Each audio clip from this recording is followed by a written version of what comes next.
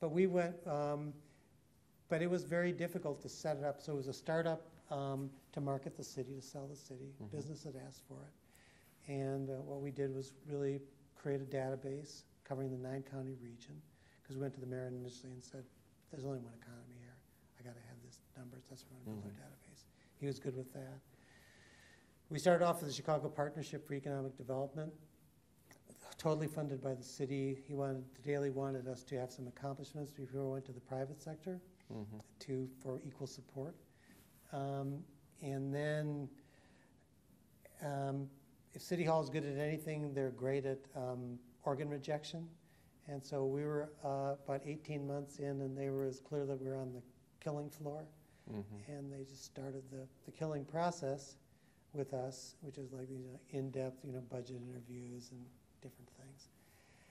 And so then we kept doing our work, sort of building our, a marketing framework, building the database, all this kind of stuff, by hiring people and getting everything set up. And then Boeing announced that it was looking for a new city. And so Daley said that World Business Chicago would do this. In the interim, after we'd been around for less than a year, Eden Martin at the Civic Committee, the commercial club, approached us and said, would we consider merging with World Business Chicago, which John Bryan and the Civic Committee had started a number of years before and was focused exclusively on international business. So we did merge and took their name. They had a better name, I thought. So now we have mixed parentage, so all the successes. What was the city original name? The Chicago Partnership for Economic Development. Chicago Partnership for Economic Development. And so then Boeing showed up, and so I said to my lead tormentor, well, what should I do now? And she said, well, you just can report to me. So I said, okay. So then it was literally a case of if you build it, they will come for us. I mean, Boeing's a company that's data-driven. We had built the database. Or sort of a just-in-time delivery. They ate the whole thing, and then some. And we were actually good at it because what we did was, it's marketing is pretty stupid if you just will be stupid, and that is you ask the customer, why are you doing this, and what matters to you, and are there factors that you're going to take into consideration in making this decision, and who's deciding? And so based on that information, then you can make it all go. So 8 weeks later, Boeing came, and that was that. They couldn't kill us anymore. And so then they eventually discovered in City Hall that we actually brought a lot to the party that they didn't have, and the state did as well, in terms of marketing and how you present stuff and how you make the pitch and how that selling Chicago as having a destiny and as opposed to begging for their job, for their investment. Now, how often did you speak to Mayor Daley in this role? On and off. I mean, I would speak to him, no less than every couple of months, but I communicated with him always by writing, and so I'd keep him informed by memos, and I would go direct. And so that's when they started into the kill mode, that they wanted to interrupt the direct connect. So I knew that was the end of the world, because I knew he was a reader, and I knew he was a good writer, and so that I knew the stuff would get through to him. And he always was responsive. So he understood that only he could do certain things, and only he had certain clout, and he would do it. It was a matter of could you call this guy? Could you have breakfast with these people? Would you write this? Here's this letter we'd like you to send, or whatever it is. And then he's an omnivorous reader, and he just rips. If you work for him, he just keeps sending you this stuff with notes on it, like do this, do this. And there were months I would get a year and a half or 2 years of Coca-Cola. That was it. It's Coca-Cola. And he'd call up and ask the secretary, well, what does this mean? And the response, I only called once, and the time was, honey, don't ask us. All we do is try to write it down fast enough. And so then he'll write these things, and then you'll be held accountable for them. So then, or you get notes that say, Mayor wants to discuss this with you at his earliest opportunity. So then you get the call from scheduling, oh, the mayor wants to see you. And you go through the stack of this stuff of like he had said he wanted to talk to you about. And so you figure, okay, this is what he wants to talk to me about. So the first time we went in there, he had sent this thing along the way of, so I just did it in the order. And the first one was like natural gas pipeline in Shanghai. So I started on the natural gas pipeline in Shanghai. Just like looking at me like, it was clear like he thought I had lost my mind or something. Like, what does this have to do with anything? And so he didn't want to talk about that. So he had his own things he wanted to talk about. So it was, so we talked that way, and then it would be, it depends. I mean, if he was, same as Royko, same as anybody else, if he was in a good mood, the barometric pressure was high that day or whatever it is, then it's all jovial, and we do talk about the newspapers or other things or politics or city building or why you can't do this, why you can't do that, or where things should go. But it was mostly, me keeping him fed and giving him intelligence on stuff, on the business situation. And by the same token, then he would have like a lot of one-on-one business people, or then he'd have me come and sit there with him. It's like holding a spear. Did he ever bring up your father to you? Only once. I mean, did he ever bring up my father? Yes. Yeah. No, not directly.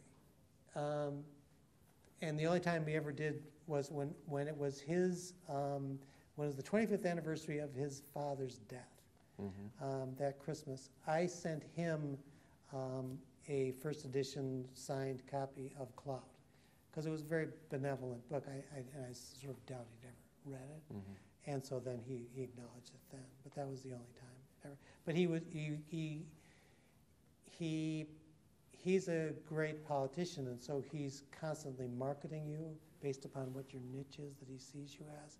And he understands, I think I was in communications intelligence for a while, and I think that what he's doing is trying to send messages out through you to whatever he thinks your universe of sphere of influence is.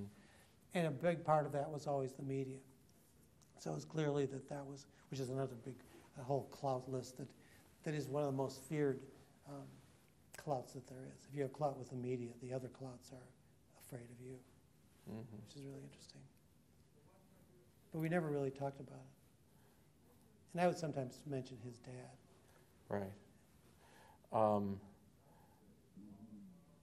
Any other thoughts on the current Mayor Daley?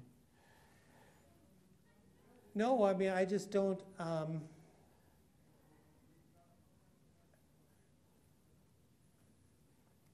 It's tough. I mean, he's changed. I mean, and the office has changed.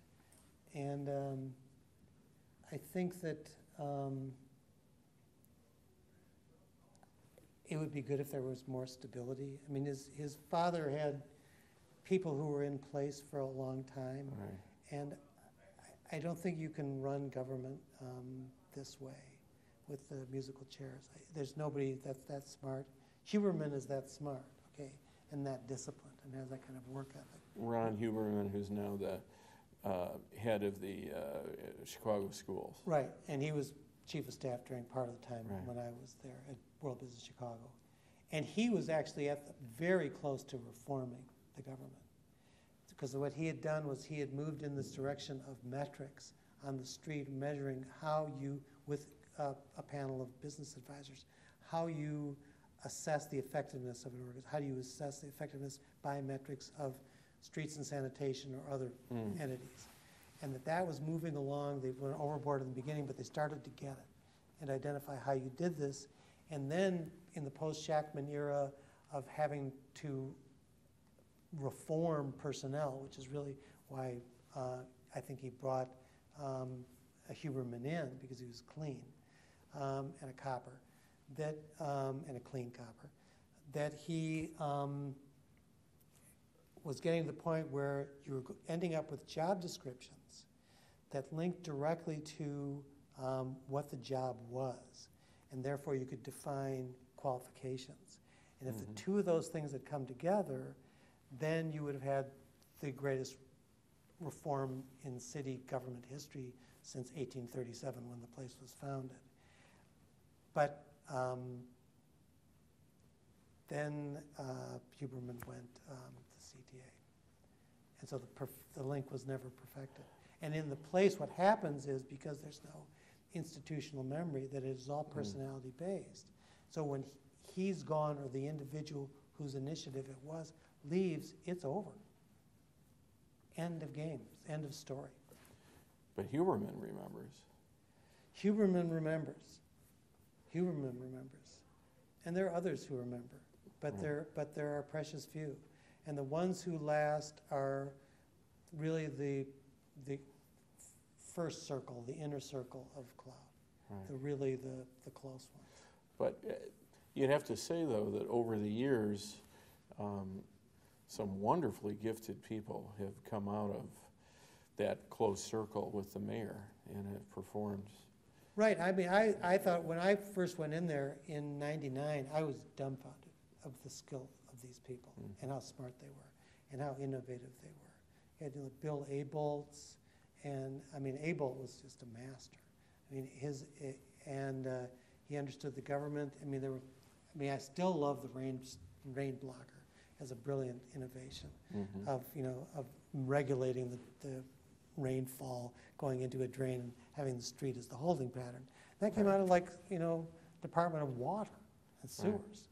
I mean, and the list went on and on.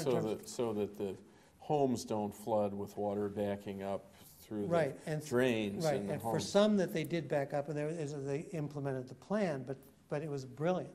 I mean, in terms of how you manage these big rains. And it was just the idea that anyone would think this up and get it through was great. The great reforms and brilliant stuff of the museum campus, and also the development of the neighborhoods was really spectacular. So this notion that Daley did understand that is a great and eternal debt that the people owe him. I mean, he did two great things. I mean, one is that for the first time ever, he spread the capital construction money equally among all 50 wards. Never heard of that before. The bad news is he gave the aldermen, who have infinitely too much power, and Chicago will never be reformed unless you destroy the city council, the right to choose from the menu what they were going to build. And then the other thing was the investments in the neighborhoods. So the building of the libraries, the building of the firehouses, the building of the schools, those kind of things, and the schools themselves, that whole thing. So he's taken on a lot. I think he's taken a 2-year vacation lately, though, because he's just drunk the Olympic Kool-Aid, and I don't think that served. Well, let's talk about the Olympics, because as I reviewed the record, it seems you were involved in some of the very earliest meetings regarding the Olympic bid. Right. I was the first contact with the U.S. Olympic Committee. And the reason was because we wanted to build, I met with the CEO and the Chief of Staff of the U.S. Olympic Committee because we were working on this idea of turning the Lakeside Center of McCormick Place, the easternmost building, into an interactive destination sports museum. And which would still be a great idea.